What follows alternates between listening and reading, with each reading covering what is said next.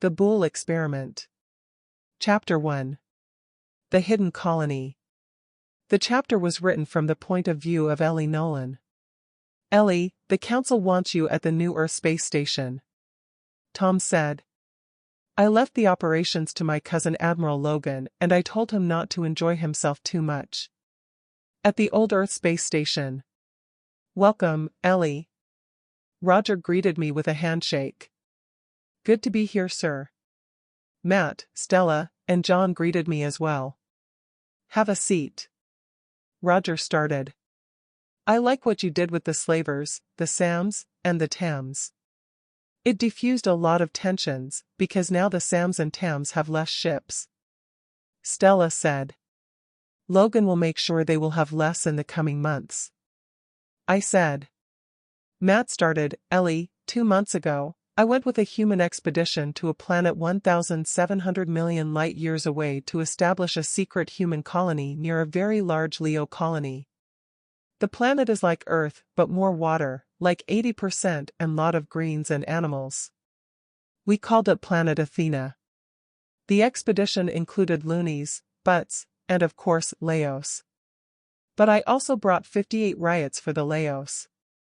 Now we have a long TP line from the Looney Galaxy all the way to this colony, so people can just go there. The loonies actually chose a planet beside Athena as their colony and called it Planet Artos. The butts have a planet further out that they called Planet Bidig. Matt looked at John. Originally, the mission was to understand a medical technology that will extend human life to 500 years. It turned out the technology will extend our lives to at least 1,000 years.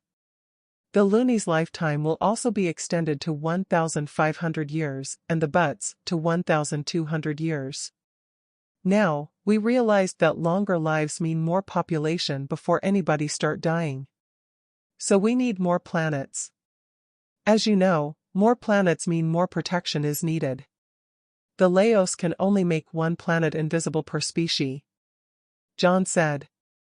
Roger leaned over to me. Ellie, you will be in charge of protecting these planets, including the Laos, butts, and loonies planets. Stella intends to bring the colony up to 10 million people in a year and have it grow by 10 million every year for the next 20 years. Create an Armada Academy and provision to expand your Armada from 1,000 ships to 10,000 ships in 20 years. You will also sit in the colony council that the colonists will create for themselves. And if I refused? I asked. I know I am facing the greatest con artists there is, and I have to resist falling into their trap. Don't worry, you won't, because it will free you from boredom. Stella said. I will be bored for more years, like 500 more years. I said. Okay, I guess I have to tell you now. Roger started. Do you know why the Laos are so agreeable to us? No, I answered. Because we brought riots to their world. These riots are what the whole Leo civilization strive to be. Now we gave them a riot to experiment on and understand how to be like them. And you will ask why the riots agree to this in the first place? Because they have dimension gateways that the riots can go through and maybe find a way to die. You are saying I can go through these dimensions? I asked. Yes. Matt said. The whole Armada can go through these dimensions. But not now. John said. So my mission is to go through these dimensions? I asked more clearly this time. No, Ellie, your mission has always been to enjoy yourself. Matt said. But that's my old mission. I countered. It's your only mission until you die. Stella said. These guys are good. They conned me for life. You will leave in a month. Roger said and stood. I stood as I understand that it's my time to leave. No, we're just going out for dinner in Lucerne. Come with us. Stella said. I really can't say no, but it turned out to be enjoyable. The restaurant was beside a body of water, but I can't see much beyond except for outlines of maybe hills. The food was very good. It was also fun since Stella changed to a punk leather outfit with tattoos and Roger's outfit was white leather suit. Matt and John wore black suits, a far cry from their hoodie uniform. I was wearing my black Armada uniform and people were looking at me. You guys should have warned me. Now they are all looking at me. I complained. It's okay, they will think your uniform is black punk uniform. We just don't want people to know that the US Secretary of State and Secretary of Defense are dining here. Stella said. Stella, notice the people here are mostly old people. If we put the door like an arc at the entrance, say embedded in the walls, people will get healthier each time. Roger said, pointing to the entrance. We plan to put the door in the TP line as you move from one TP to the next. After so many TP events, you will be as healthy as a 20-year-old. And nobody is any wiser. Matt said. Why are you doing this, Matt? I asked. For humanity. To make sure we survive and thrive for millions of years. Matt answered.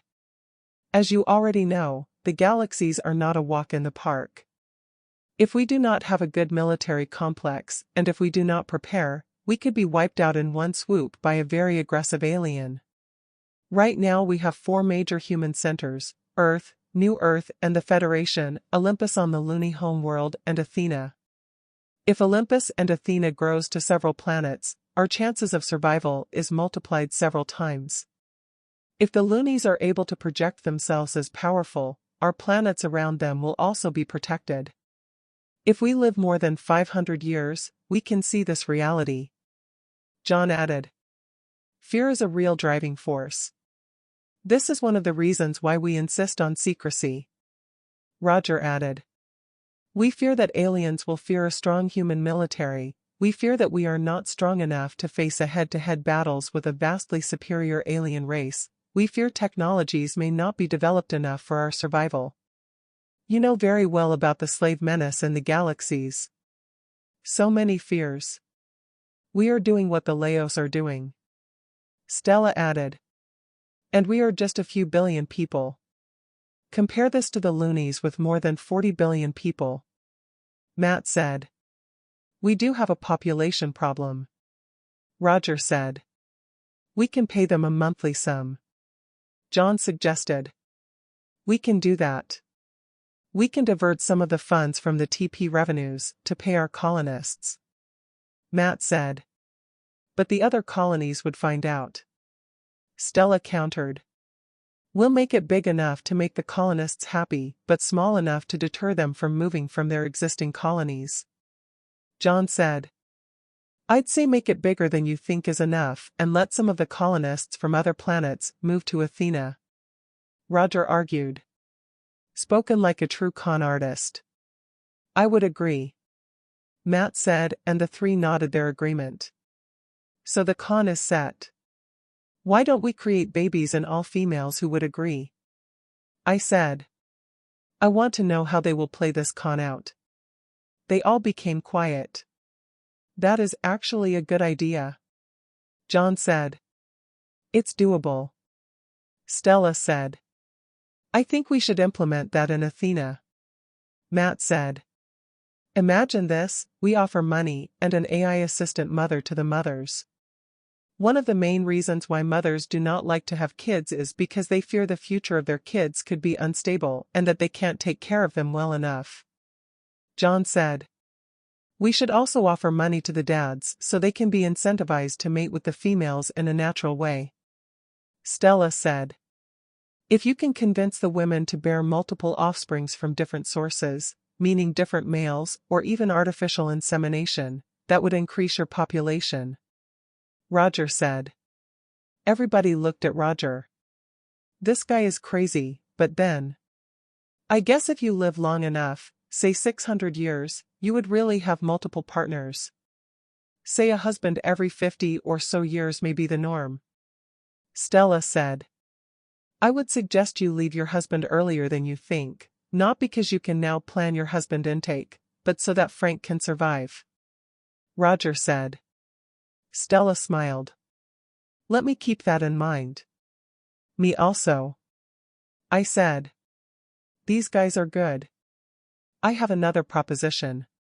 What if we veer away from the usual human education system where people are trained to feed into the capitalist cog? Matt asked. Go on. Stella said. John and Roger were quietly thinking about it. The riots gave me this concept. Look at the Laos who strive to be riots. Their whole species have a goal. All their society is pointed towards this goal. But we all know that the riots have a problem: they cannot reproduce, and they cannot die. The Laos know this, and wanted to prevent this happening to them as they strive to be like the riots.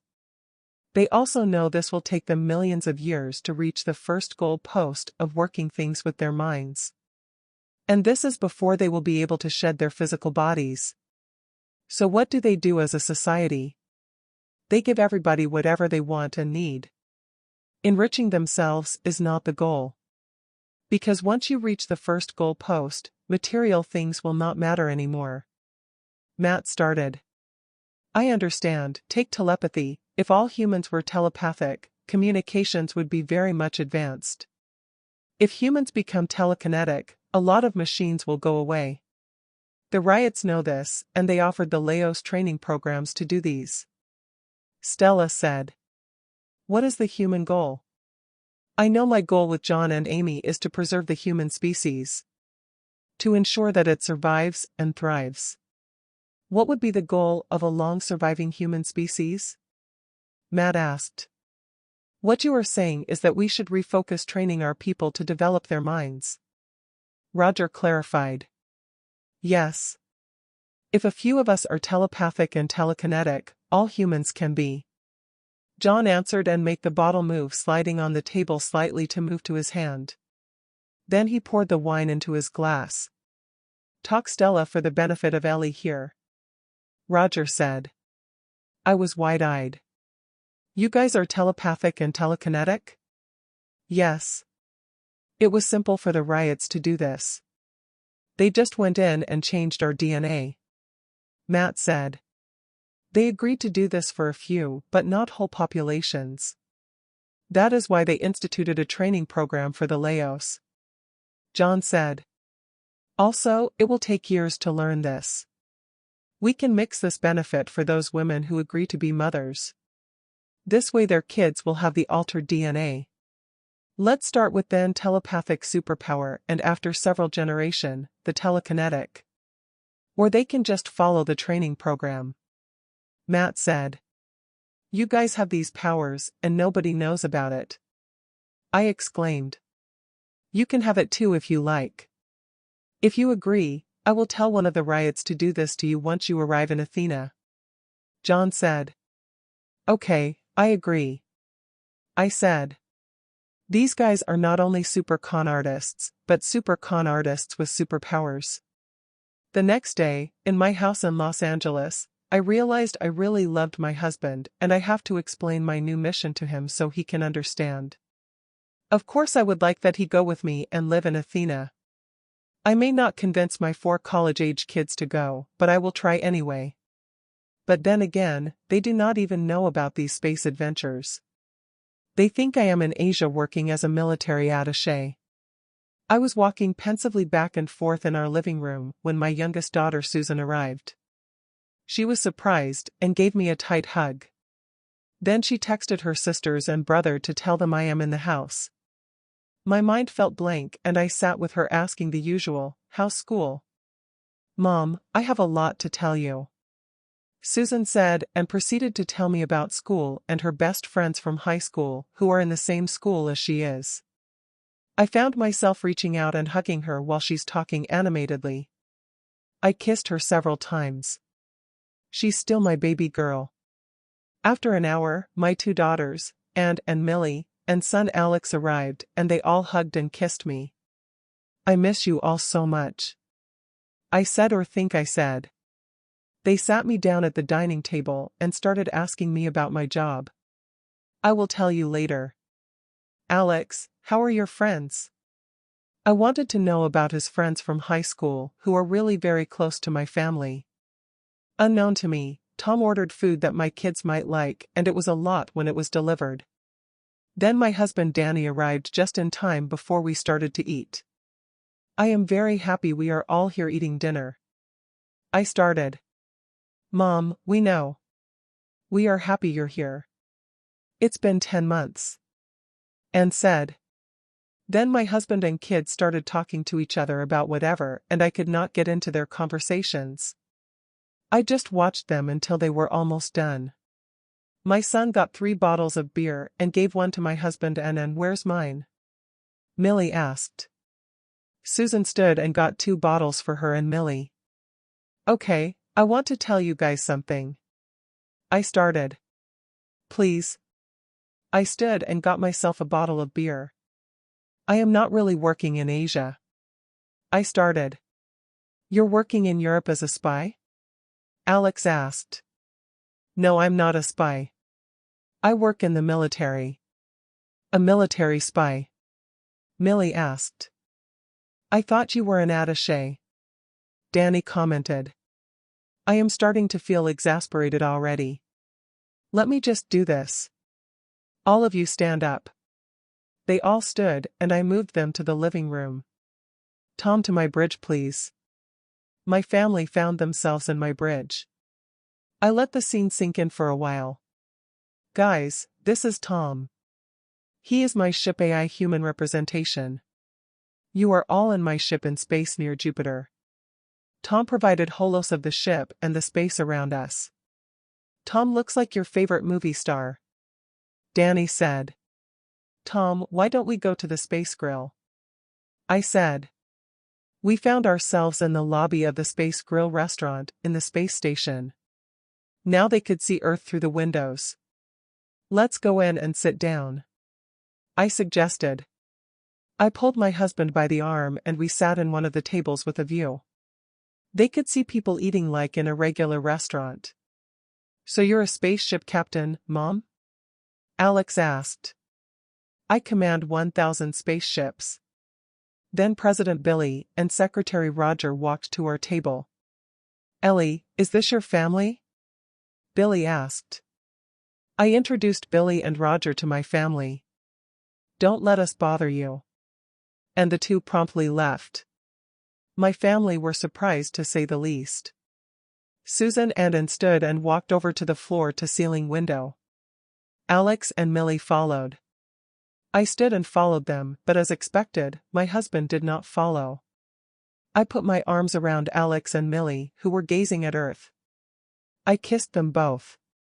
When we got back to the table, my husband was already drinking wine and a bottle of his favorite wine was on the table. The kids wanted to order and Tom teleported a menu and it appeared in front of them. A waitress approached us and my kids ordered dessert. I ordered a chocolate cake. So honey, what is it that you were supposed to tell us about? Danny asked. Our orders appeared in front of us. My kids started to eat. It's so strange that they do not even feel they were in strange surroundings with strange events happening. I started with my meeting with Roger and Stella, then told them of Athena, my mission, and why we are doing this. You want us to move with you to Athena? Danny said. Yes, but you don't have to if you don't want to. I said. I want to. Danny said. I want to. Alex said, spoken like his dad. Me also. Anne said. Can I bring my friends? Susan asked and I nodded. I like to go, Mom, but what will I do there? Millie asked. Anything you want. After a few months there, you can come back and get all your friends. I will also try to convince all our family members to relocate there. I said. When do we leave? Danny asked. In a month. Do I have to bring anything? Danny asked. Everything will be provided to us. For the next month, I devoted myself to recruiting my team. Tom helped me decide since he went through all their experiences and personalities. My only directive to him was to make sure we have a good balance and not all coming from the United States even if the ethnicities in the US is already so varied. I had to talk to each one of my assistants, captains and commanders and explain to them the mission and how it would impact their family and lives. Some actually did not want to join the expedition, so we spent more time than usual looking for the right people. Once I got my top-level commanders, I started work on how to secure the place. We were working on star maps and wanted to know how best we can deploy the RPC, the spy and scanner drones, the outposts, mine deployers and our ships. We also created 3 defensive spheres around the colonies. The first was 50 mly away and beyond, the second was 5 to 50 mly away, and the last is 0 to 5 mly away. We decided on the planet where we will establish our base and training academy, logistics and repair facilities and housing. It was right in the middle of the expedition planets of the Butts, Loonies, and humans. We called it Planet Soteria. Beside the 3 multi-level spheres, we divided the area into quadrants, extending up to 50 mly out. I assigned it under 4 battle groups. The Butts and Loonies have population and money advantage, and I have to learn how to con the two to fund some of the human projects. I realized just how good Matt and John and even Amy were in this area of expertise considering the scale of the funding they now move around. Add the ships and technologies that they were able to secure. My nagging question has always been, how in the world did they know? I noticed, slowly, that my house tended to have more people than usual. They were either friends of my kids or my husband's buddies.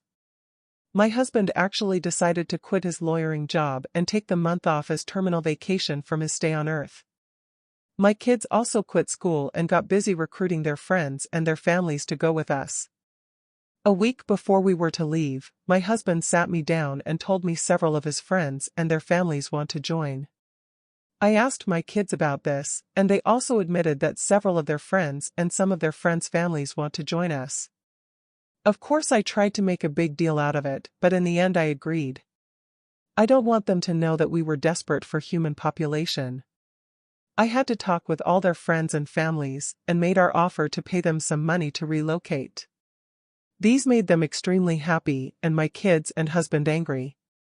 I told my kids and Danny that they will also be paid, and this made them less angry. They wanted more, and I told them the Armada will pay them 50% more, but did not tell them that the money would be coming out of my salary.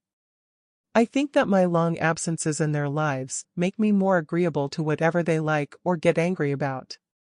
I could not immediately take all their friends and family with us. I had to contact Tina, who has a huge organization just to facilitate colony migration and travel. I never realized the scope of the migration until we started laying the TP ships down starting from the Looney world. These TP ships came from the Butts sub-emperors, and they were all huge. The Butts renovated them as we laid them out. They also serve as stationary storage facilities to hold not only Armada weapons, but colony supplies as well. Finding the right location turned out to be a chore since the location must have all the required conditions, foremost of which is that it be near a habitable planet that will turn out to be a colony in the future. Most solar systems have a sweet spot where an exoplanet can exist, but most are not habitable in the near future. Also, the Loonies were dragging 2 space stations, one for Chris and one for the colonies. There were hundreds of transport ships that were used to transport knocked-down factories to do whatever. They found out the Laos do not have the factories that they have to manufacture anything. I was reminded of the exodus from Egypt to the Promised Land. My kids completely enjoyed the 3-month-long trip. It was also like Noah's Ark, since we brought plants and animals with us. Like most families, my husband and kids brought the whole house with them. My kids have 2 dogs and 2 cats with us.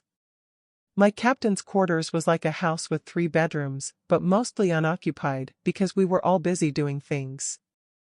Like all human colonists on the trip, they have become seasoned space travelers and workers. The Armada created ship operations seminars and 3-day on-the-job training programs. They learned ship operations and best practices. And these programs were in all the ships, and since they can move from one kind of ship to another, from a warship to a transport, to the space station and wherever else, their adventure was incredibly delightful. I thought I would see my kids gravitate to those areas they like best, but they seemed to be interested in everything. They were into learning farming. Like most future colonists, my family thought of themselves as early American settlers ready to terraform.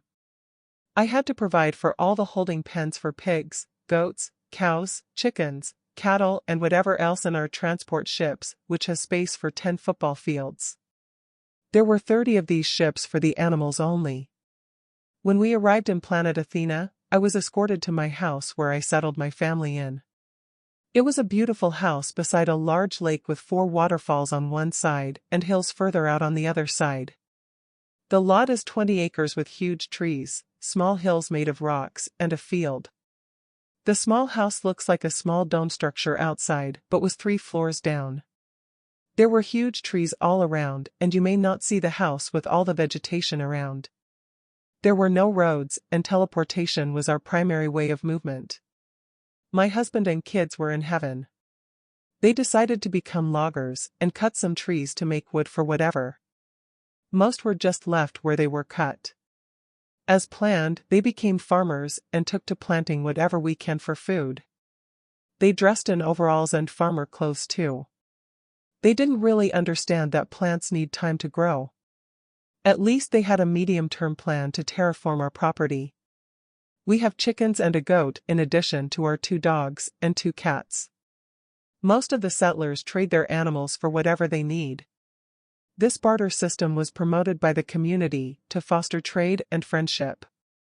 Each house has an AI person controlled by a ship in space or the space station and provided almost anything the colony family needs.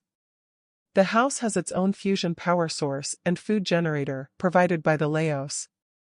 At the end of the day, we had a fully electrified house with all the latest tech appliances and all the food we wanted that were sweet. It's a good thing I brought a truckload of canned goods and frozen meat, otherwise we would go hungry. Most settlers had brought less processed food with them and we ended up trading our canned goods for whatever. I try very hard to have dinner with the family.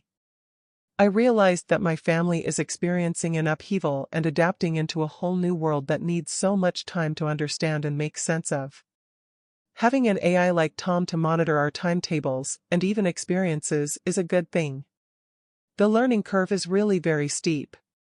How was your day? I asked Millie, who just put a huge pile of spaghetti on her plate. It was okay. Susan and I started our painting classes using AI. I thought you had the same class with your dad? I asked. No, I want to paint traditionally, my husband Danny said. Danny added, Willie and I went to the space fighter simulations. Willie was his best friend who went with us together with his family. I have 2 classes on alien history and culture. Very fascinating. Anne said. Alien history is fascinating. I agreed. But I want to go to the Armada Academy and be a ship captain. And clarified. I do see myself in her. Alex was more like his dad. There's a new loony restaurant opening at the space station. You guys want to try? I asked. Sure, Mom, but I would prefer the buffet restaurant. Their selection is huge. Millie said. Me also. But some of their drinks are hallucinogenic. Some find it enhancing the taste of the food. I don't. Anne said. It's so funny that the human steak restaurant has almost 80% but customers, while their buffet restaurant has 80% human customers. Danny said. I just think the kind of food we can eat just multiplied by 5. I said. Since the colony is an integration of 4 species, the humans showed their curiosity and extreme adaptability and lived with aliens in their planets. In fact, humans were the most curious and adaptable. We had a butt neighbor, although we know loonies lived in our planet too. The Laos were the least social of the 4 species, but they were mostly our teachers who teach all of the 3 species their technologies. They lived in their own planet other than the backup planets. One of the benefits of the Armada is that we have become a huge organization with deployment in several theaters. Allen's is one, Then there's Arlo's, then the Earth side, which includes the Looney and Leo worlds under Walt. Finally, there's another Leo colony under Isabella. As a huge armada, we get information from all the other armada on almost everything. Alan's continuous costume party was a hit. Arlo, who was deployed in the Looney Theater, conducted space-level pirate tactics that were well developed and studied. Walt is new to the game, but he is in charge of protecting the motherland and the Federation colonies. He also has the most number of ships and training facilities in several planets. I felt that humanity is moving ahead at great speed in almost all areas of life. Ironically, we were moving ahead with a greatly lengthened lifespan. I am really happy.